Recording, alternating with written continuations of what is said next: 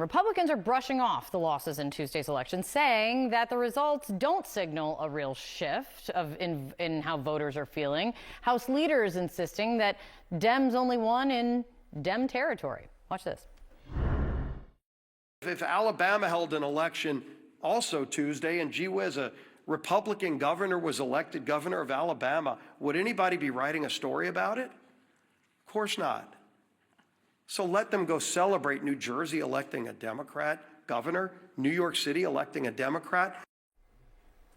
CNN's Harry Enten looking into this and running the numbers. That's Steve Scalise's take here. What are you seeing? Yeah, I disagree entirely. I think that the House is on fire, and he's like the dog saying, this is fine.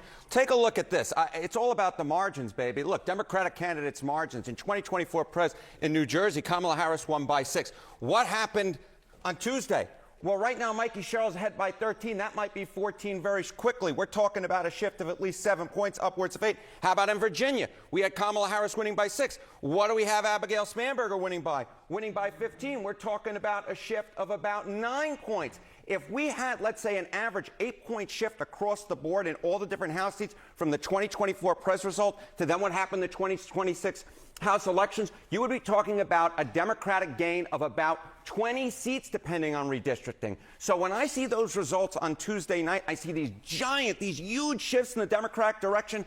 I say, Republican leaders, wake the heck off and have some of what I'm having, because this is a major warning sign. Is this track with other elections we've already had this year? Yes, that's exactly right. So you see New Jersey, you see Virginia, but those are not the only signs. When voters vote, Democrats do well. I mean, just take a look at the House special elections. Take a look here, the 2025 House special elections. Look at those in which Democrats outran Kamala Harris. There have been 5 House special elections so far this year. In every single one of them, across the board, Virginia, Texas 18, that was on Tuesday night, Florida 6, Florida 1, Arizona 7. From blue districts like Arizona 7 to red districts like Florida 1 and 6, what we are seeing are clear shift towards the Democratic candidates in all 5 of them. And we're talking about shifts on average, Kate Baldwin, of about or north of 15 percentage points from the 2024 presidential baseline, which is even larger than the shifts that we saw in both Virginia and New Jersey on Tuesday night. I mean, and a million things can happen in the year until the midterms. With that caveat, what are you seeing? A year is a very long period of time, but you know, we've spoken about this. I like going through history. What do these off-year elections usually forecast for the year ahead for the midterm elections? Well, I mean, we take a look at the House special elections, right? If a party outperforms in House special elections 5 out of 5 times, what do we see? They have gone on to win the U.S. House the following midterm every single time since the 2005-2006 cycle. So when you see, of course, that the Democrats are outperforming in all of them, historically speaking, that means they go on to win the U.S. House of Representatives in the following midterm. And then, yes, New York, New Jersey, Virginia, yes, these are blue city in New York City, yes, the blue states in Virginia and New Jersey. But historically speaking, when you sweep all 3, you go back since the FDR administration.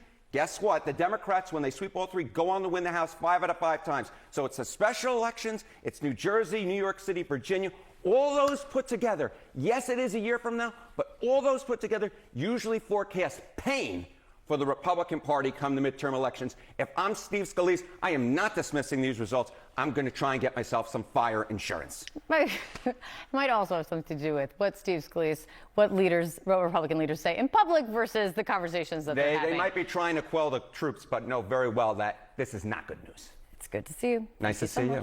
And my panel is back. Josh Dawsey, let me just show our viewers what the actual numbers are, what people are actually feeling out there. Clear majorities say that groceries, utilities are getting more expensive for them. They think their health care and their housing have either gone up, stayed the same, and they're split on the issue that the president talks about a lot, which is gas prices.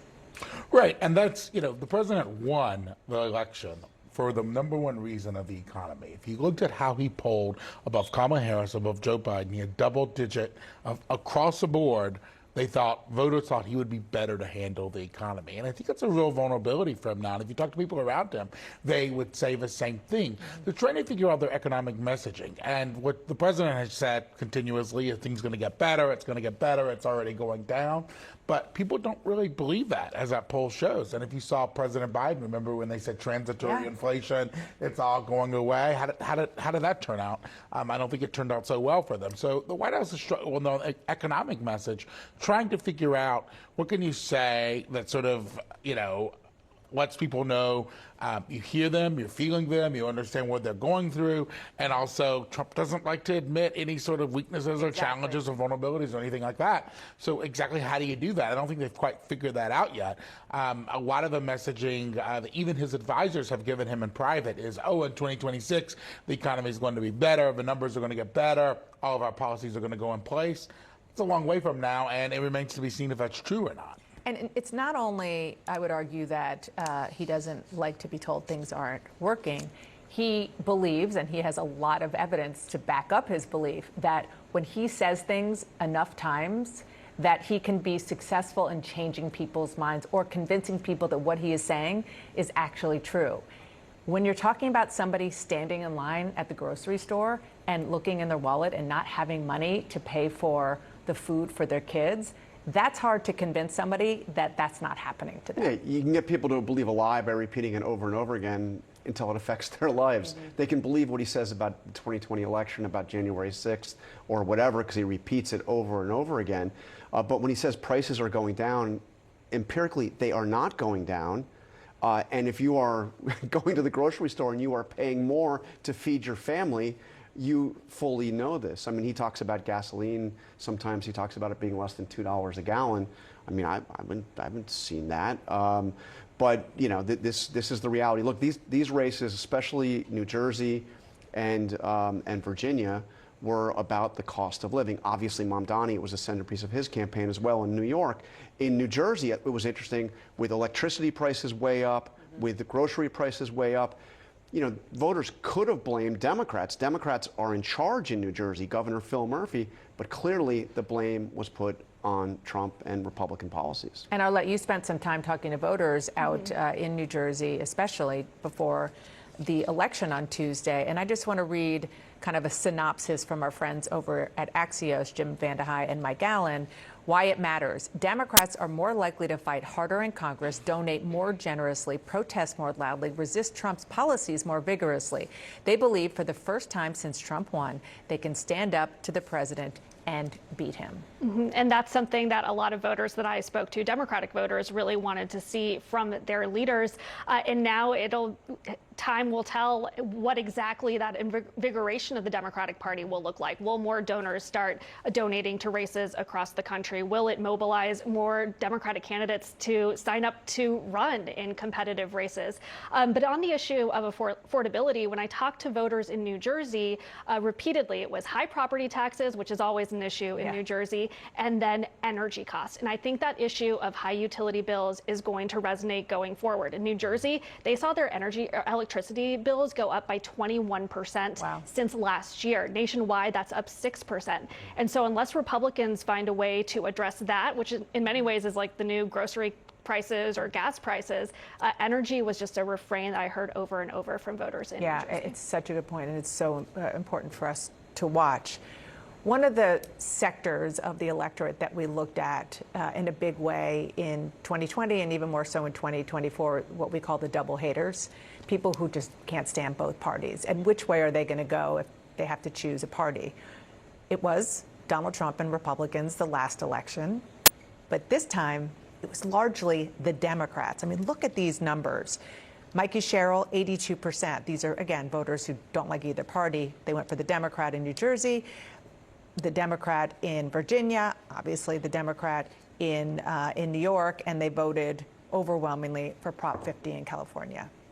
Well, and I think that is a sign that this election was much more of a rejection of Trump and the Republicans than it was a resounding mandate for the Democrats. Now, the Democrats have every right to be happy about this result. They far exceeded the margins in pretty much any poll in all of these elections. But exactly as you said, you know, there are a lot of people out there who still are not big fans of the Democratic Party. And in those exit polls, in fact, the popularity of the Democratic Party was quite low, but people are voting for Democrats anyway to send a message that they don't like what's happening in Washington, that they don't like what Trump is doing, that they don't think the Republicans are solving the problems that they were elected to solve. And, you know, and to a lot of Republicans, this is one big unforced error by Trump. You know, he is up there at the Supreme Court defending the tariffs that most economists believe are a major part of these price increases and the stubborn inflation that we are having, and that are not something that most other Republican presidents would have supported. But he insists that these are part of reshaping the economy in the long term, and that means short-term economic pain, and voters don't like it.